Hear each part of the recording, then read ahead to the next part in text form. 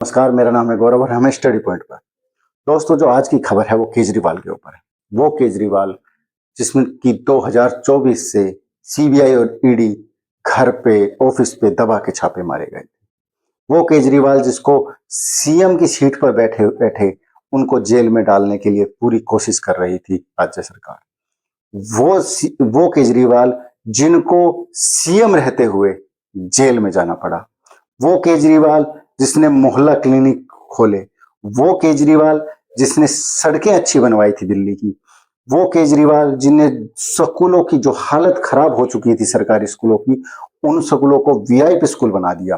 वो केजरीवाल जिनके स्कूल बनाने पर जो ट्रम्प थी उनकी वाइफ तक देखने के लिए आई थी दिल्ली में कि दिल्ली के स्कूल कैसे हैं। वो केजरीवाल जिसने डीटीसी में बहुत सारी भर्तियां निकाली। वो केजरीवाल जो कोरोना में, जब एक तरह से बहुत बुरा हाल हो चुका था दिल्ली में, वो पूरी दिल्ली के साथ खड़ा रहा। वो केजरीवाल, दोस्तों, वो केजरीवाल अब बरी हो गया है। दिल्ली की निचली अदालत ने केजरीवाल पर फैसला सुनाया है और कहा है जितने भी ईडी सीबीआई की जो भी चार्जशीट थी उनको खारिज करते हुए उन्होंने कहा है, धाराएं लगाई हैं उनको खारिज कर दिया गया है। जो केजरीवाल हैं उनको बरी कर दिया गया है।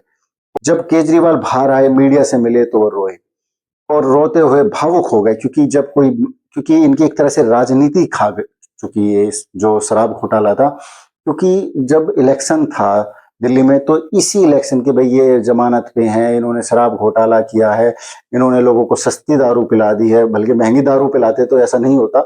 जो सीबीआई और ईडी ने जितने भी छापे मारे, सब में इन्हें कुछ नहीं मिला, झुंझुना मिला। दूसरा, साथ में जो सीबीआई के जो प्रमुख थे जिन्होंने इनकी इंक्वायरी की थी, उनके ऊपर एक्शन लेने के लिए कोर्ट ने बोला है, कहा है कि इनकी इंक्वायरी करो। 2024 से और आज 2026 हो गई, अभी तक इनके पास ऐसा कोई भी प्रूफ नहीं निकला जिससे कि केजरीवाल दोषी निकले। जब वो दोषी नहीं थे तो उनको जेल में क्यों भेजा गया? दोषी नहीं थे तो उनके पास सीबीआई ने इतनी रेड क्यों मारी? दोषी नहीं थे तो जितने भी मुख्यमंत्री थे उनके सीबीआई ईडीओ ने घर, ऑफिस, बैंकों के लॉकर तक चेक कराए। झुनझुना के सिवा और कुछ भी नहीं मिला। जो ईडी और सीबीआई थी उन्हें कुछ भी नहीं मिला। क्या दोस्तों ऐसा विचार नहीं उठ रहा है? मंत्रियां खुल के आ रहे हैं, जो मंत्री थे आम आदमी पार्टी के, वो खुल के बोल रहे हैं केजरीवाल को फंसाया गया। ईडी और सीबीआई किसके नीचे आती है? केंद्र सरकार के नीचे, गृह मंत्रालय के नीचे। गृह मंत्रालय पे कौन बैठा है? अमित शाह बैठा है। और अमित शाह ने क्या जानकर या मोदी जी ने जानकर सीबीआई ईडी को इतना खुला हाथ दे दिया कि जिससे कि जो सीबीआई थी, ईडी थी, उन्होंने गलत रिपोर्ट बनाकर, गलत तथ्य रखकर, गलत मीडिया में बातें उठाकर केजरीवाल को फंसाया। दोस्तों, ये सोचने वाली बात है। किसी की राजनीति खराब करने के लिए इतने बड़ी साजिश भी की जा सकती है। ये सोचनीय विषय है। क्योंकि जब कोई भी एक आम आदमी उठता है राजनीति में, तो जो दिग्गज बैठे हैं वो तो उन्हें कभी भी उभरने ही नहीं देंगे। कितनी 2014 से गंदे हरकतें हो रही हैं, गंदे जवाब बोले जा रहे हैं, मीडिया को तमाशा बना दिया गया है, मीडिया को दो वर्ग में बांट दिया गया है, गोदी मीडिया और अदर मीडिया। दोस्तों, इस तरह की राजनीति देश में जब चलती है तो हर जो आम आदमी होता है वो राजनीति में कदम रख, कोई बंदा नया राजनीति में आएगा तो 1000 बार सोचेगा। उसका कारण ये है कि वो सोचेगा कि जो पूर्व सीएम थे केजरीवाल, ये 4 बार सीएम रहे, इनके पास पैसे भी थे, पीछे नेताओं के हाथ भी थे, अदर पार्टी हैं उनके भी हाथ थे, वो भी इनका साथ दे रहे थे, अच्छे वकील थे, अच्छे पढ़े लिखे आईएएस से रिटायरमेंट थे। जब भी इनको अपना प्रूफ करने के लिए कि भाई मैं गिल्टी नहीं हूं, मैंने ये भ्रष्टाचार नहीं किया, मैं दोषी नहीं हूं, इसको साबित करने में 2024 से 2026 लग गए, जबकि इनके पास अच्छे वकीलों की लाइनें लगी हुई थी।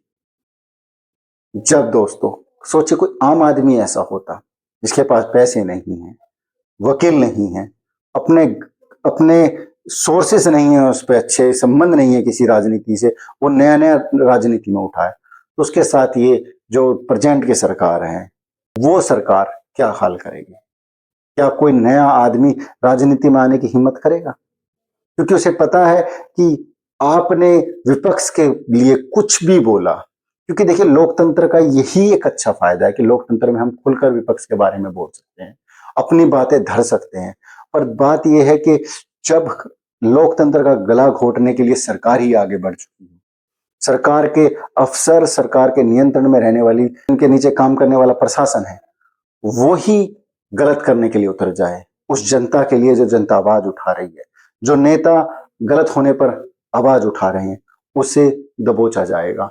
इस तरह भ्रष्टाचारी कहाकर, कोई उस पर आरोप लगाकर, उस पर झूठा मुकदमा चढ़ाकर, उसके घर की कोई ऐसी कमी या उसका कोई पुराना कोई केस निकालकर उसे किसी ना किसी तरह पॉलिटिक्स से दूर करना, या पॉलिटिक्स में है तो हमारे नीचे रहे, हमारे हाथ के तले रहे, जैसा हम बोले वैसा करे, समय आने पे जैसा हम भौंकने के लिए गए भौंके, और जैसा हम कहीं काटे तो काटे। क्या दोस्तों, विपक्ष इस तरह का हो तो क्या ये देश में लगता है आपको लोकतंत्र होगा? ऐसे लोकतंत्र खत्म हो जाएगा। जिस लोकतंत्र की दुहाई देते हैं हमारे पूर्वज, हमारे नेता, हमारे अंबेडकर, क्या हाल होगा उनका? आराम आराम से हर चीजों को खत्म किया जा रहा है, लाखों स्कूलों को बंद किया जा रहा है, सरकारी स्कूलों को प्राइवेट किया जा रहा है, हजारों स्कूलों को बंद किया जा रहा है, डिस्पेंसरी, मोहल्ला क्लिनिक, इनको दिल्ली से बंद किया जा रहा है, अच्छे रोड नहीं है, अच्छी हवा नहीं है।